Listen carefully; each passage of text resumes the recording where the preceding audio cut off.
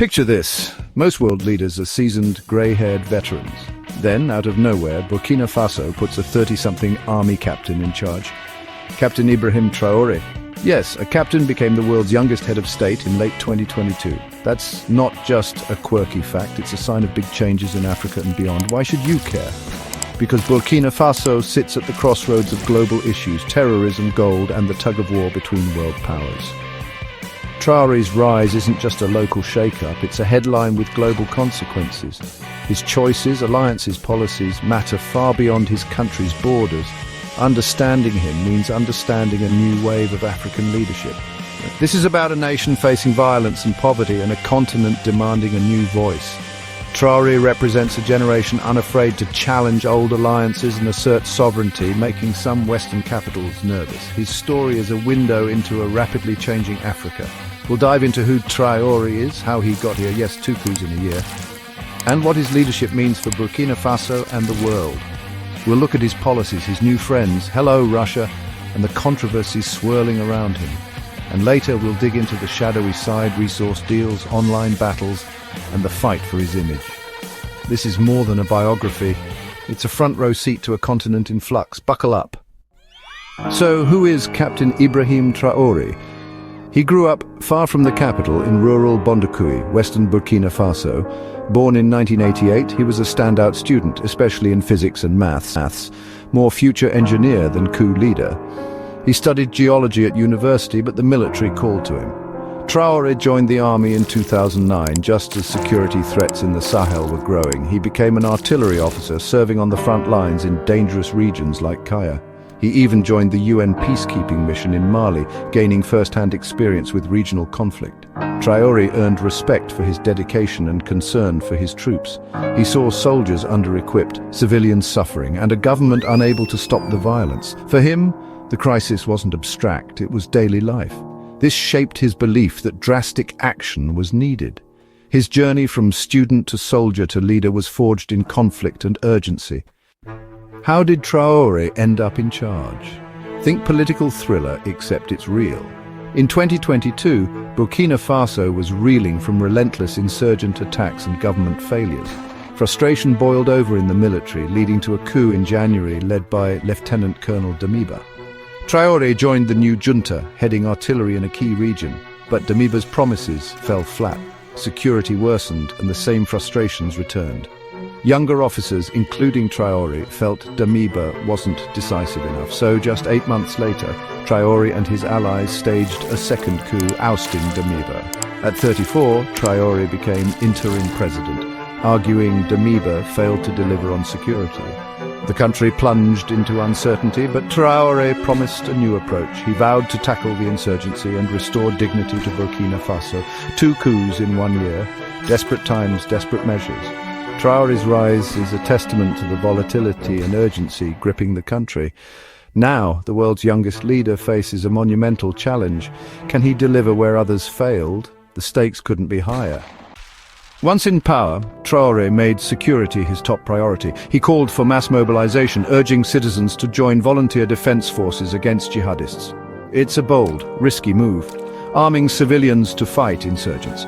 Traoré also champions national sovereignty, pushing for control over Burkina Faso's golden resources.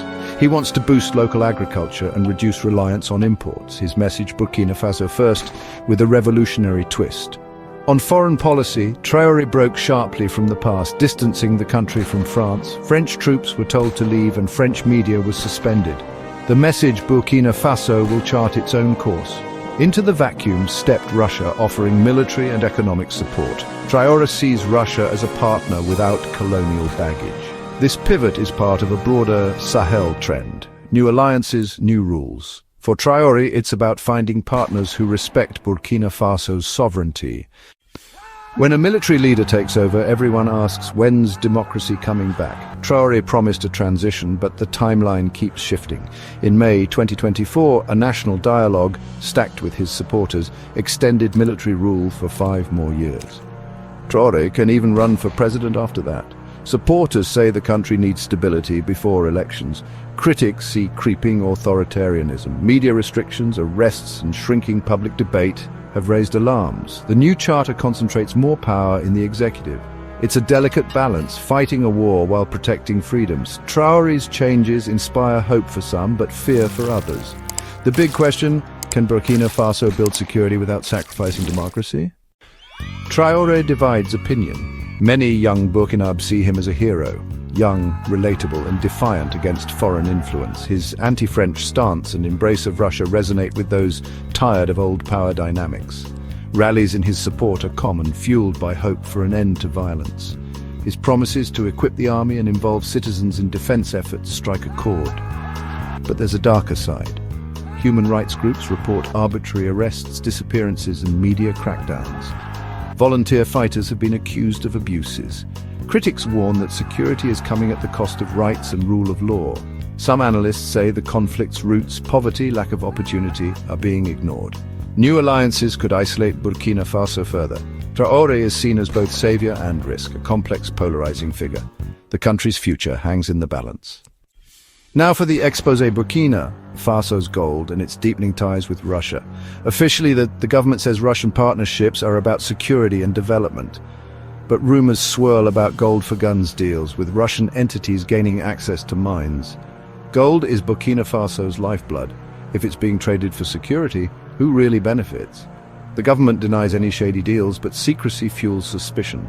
Journalists and civil society face obstacles when probing these arrangements. This pattern echoes across Africa. Russian security in exchange for resources.